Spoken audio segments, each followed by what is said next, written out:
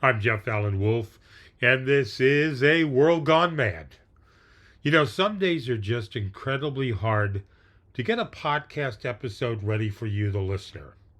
Today is one of those days. Different day, same bullshit, led by Donald the Delusional One. Here we go. Let's put a golden arch on the White House lawn. Why the hell not? For those of you who still think the White House is supposed to symbolize dignity, diplomacy, and the peaceful transfer of power, I regret to inform you that America's apparently entered the what if the government also ran a pay-per-view event phase of history. Because yes, this is real.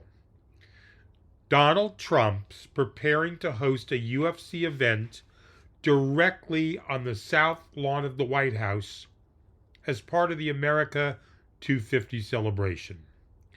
And the event scheduled for June 14th, which just so happens to also be Trump's 80th birthday and Flag Day.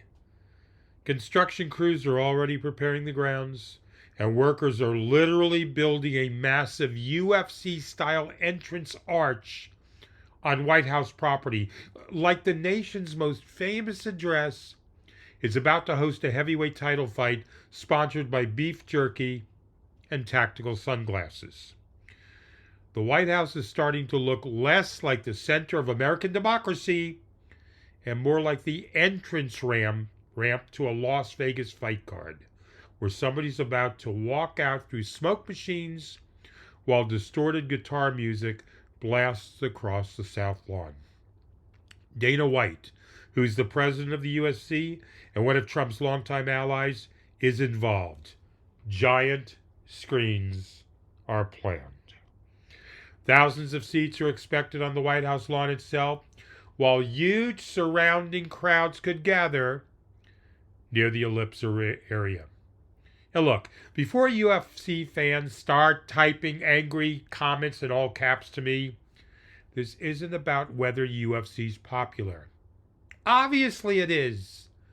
Millions of people love the sport. I watch it every now and then. Fine. The insanity's the setting. The White House lawn. The actual White House lawn. The place where presidents meet foreign leaders, honor fallen soldiers, and address the nation during moments of crisis, is now preparing an event where there's a legitimate possibility somebody gets punched unconscious within walking distance of the Oval Office. You honestly couldn't pitch this concept in a political satire movie 15 years ago because studio executives would have rejected it for being too over the top. Imagine explaining this to George Washington. Sir, in the future, the executive mansion will host a cage fight as part of a president's birthday celebration while thousands of people scream and wave signs outside. Washington would have rowed back across the Delaware just to avoid seeing the rest of this timeline. And the craziest part's how numb everybody's become. 20 years ago, this headline alone would have fueled comedy television for 6 straight months. Now people read it while eating cereal and barely blink. That's America now. Every single week feels like somebody spins a giant carnival wheel labeled things that would have sounded completely insane in 1995. And somehow the country keeps landing on even dumber squares. Honestly, at this point, just go all in. Put monster trucks in front of the Capitol. Let NASCAR circle the Washington Monument. Have cabinet members enter press briefings with entrance music and pyrotechnics. Because apparently we're now only about 3 bad decisions away from the White House introducing a halftime show sponsored by testosterone supplements, discount fireworks, and a monster truck named Constitution Crusher. The absurdity in Washington, D.C. is through the roof. Donald Trump held a cabinet meeting Wednesday that somehow managed to sound less like a presidential diplomatic briefing and more like a movie villain casually explaining Phase 3 of the plan, while everybody around the table nods nervously and pretends this is all completely normal. Because Trump said this openly, he's not satisfied with negotiations involving Iran. Trump warned that America may finish the job if talks fail, and then literally pointed at Defense Secretary Pete Hegseth sitting beside him and said, if they won't, then the man on my left is going to finish them off. Not continue diplomatic pressure, not consider strategic options, not even standard politician robotic language. No! The President of the United States basically sounded like a casino boss explaining what happens to somebody who owes money in the back room of a mob movie. And honestly, part of the absurdity here is that this entire Iran story now feels like a never-ending reality show season that keeps getting renewed whether the audience wants it or not. Every few weeks, it's the exact same cycle. Trump says basically, we're close to a deal with Iran.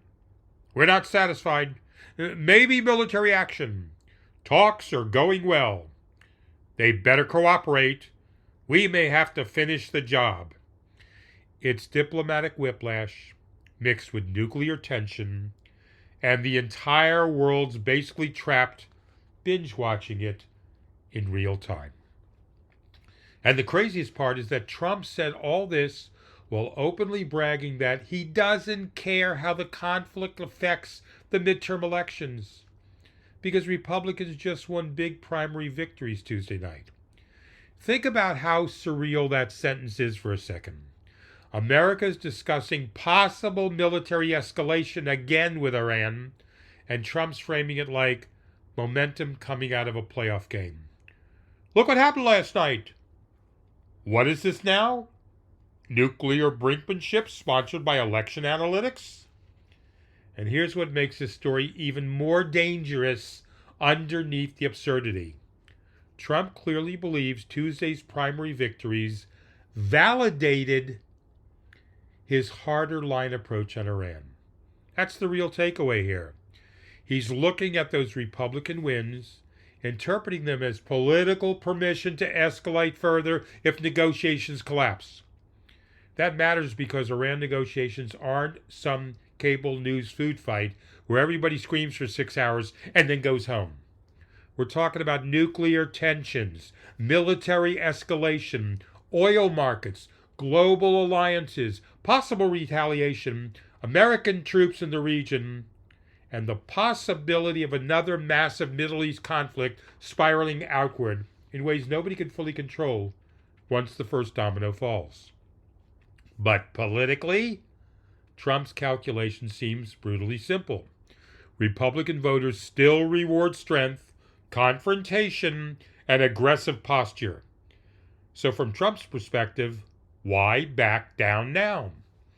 And honestly, the most unbelievable part may be how numb the country's become to rhetoric like this.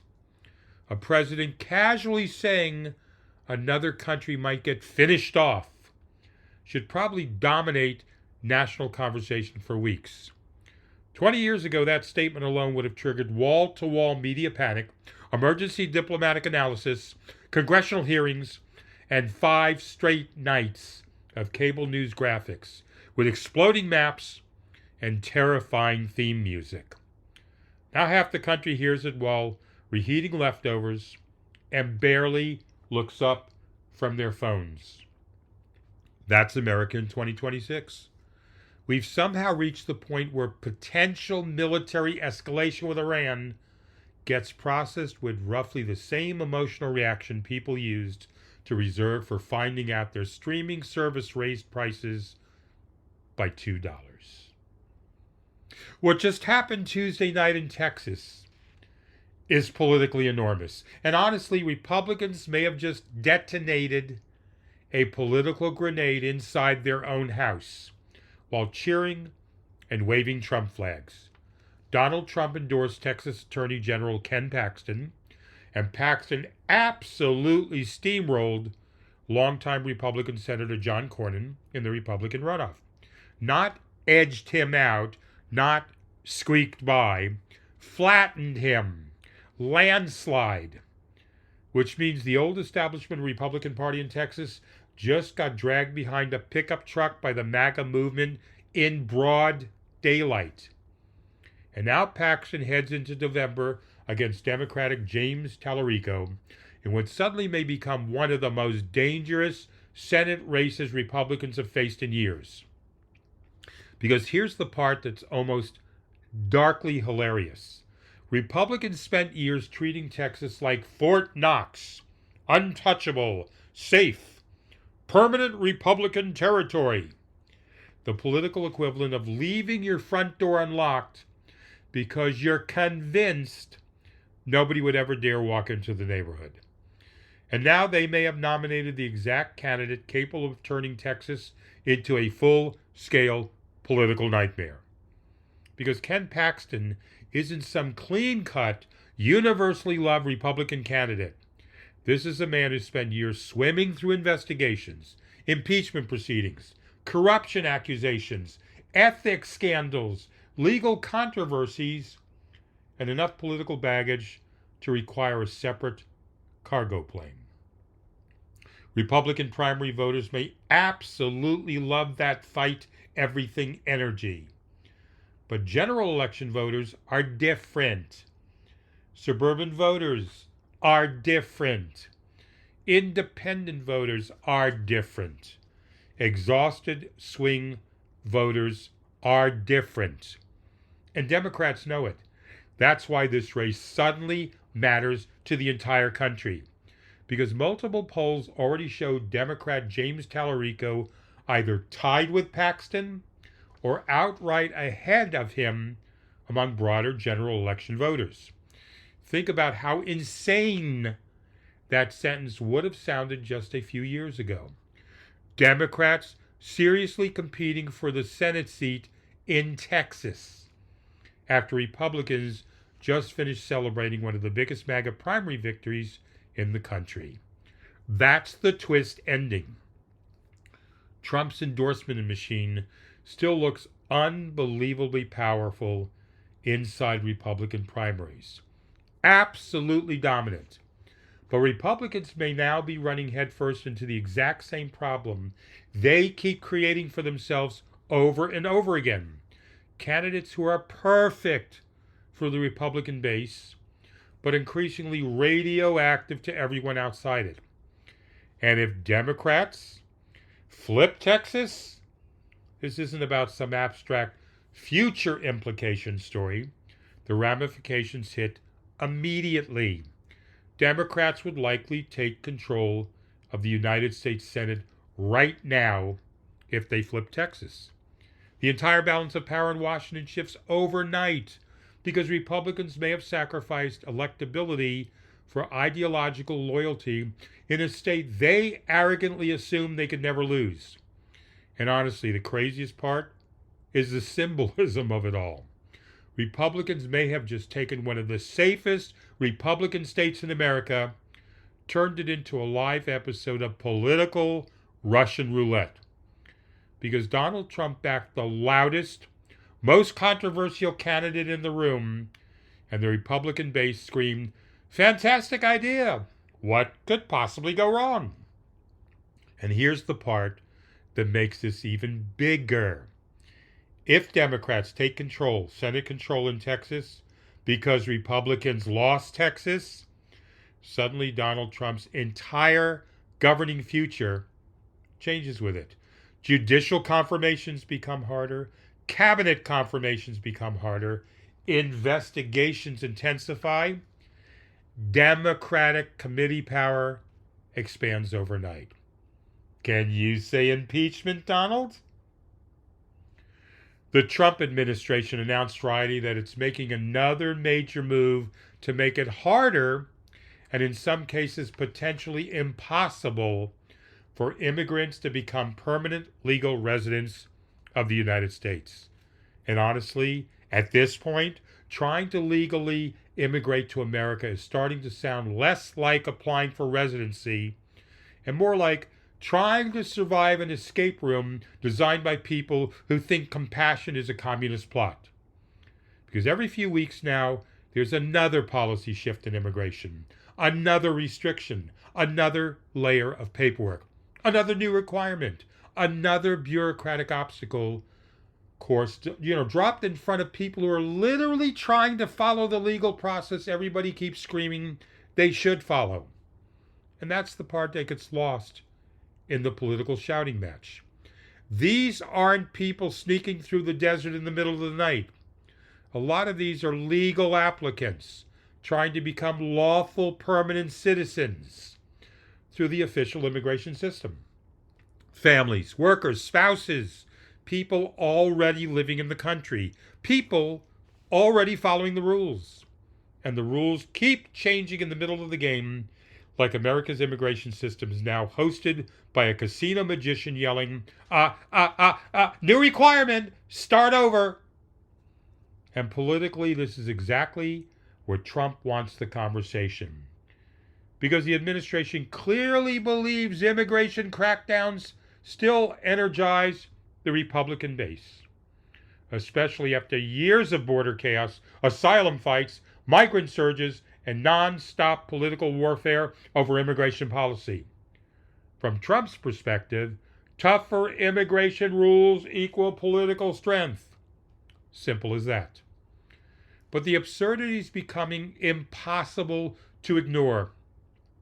America simultaneously has politicians screaming that migrants should come to the country legally, while the legal immigration system itself keeps turning into a collapsing IKEA bookshelf held together with expired paperwork, contradictory rules, and processing delays that make DMV lines look like Amazon Prime delivery. And here's what makes this even bigger. Underneath the politics, immigration isn't just about culture war cable news topics anymore.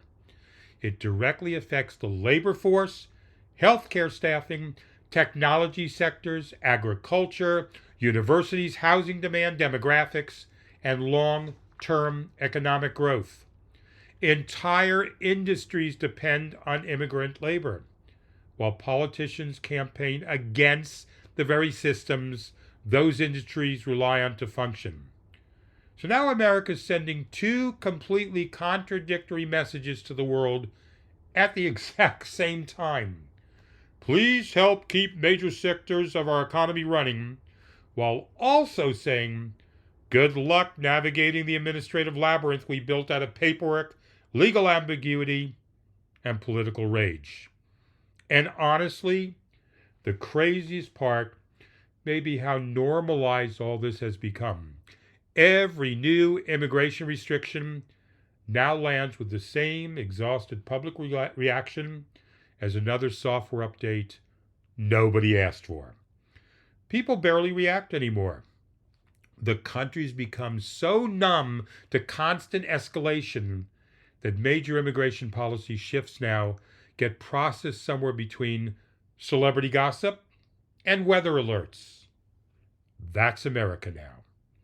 Even becoming a legal resident increasingly feels like somebody turned the American dream into a subscription service with hidden fees, 27 verification steps, and customer support that never answers the phone. Let me know how you feel about this, Wolfpack. Email me, wolfpacktalks@gmail.com. I would love to hear from you. And if you enjoy this podcast, and if you think they are informative, and if you get a laugh or two every now and then please support the podcast through my GoFundMe. The link is in the description below this episode. I'm Jeff Allen Wolf. This is A World Gone Mad. I'll be back Friday. Until then, I urge you, the Wolfpack, remain skeptical, question everything. Please, don't lose hope. And most of all, stay alert.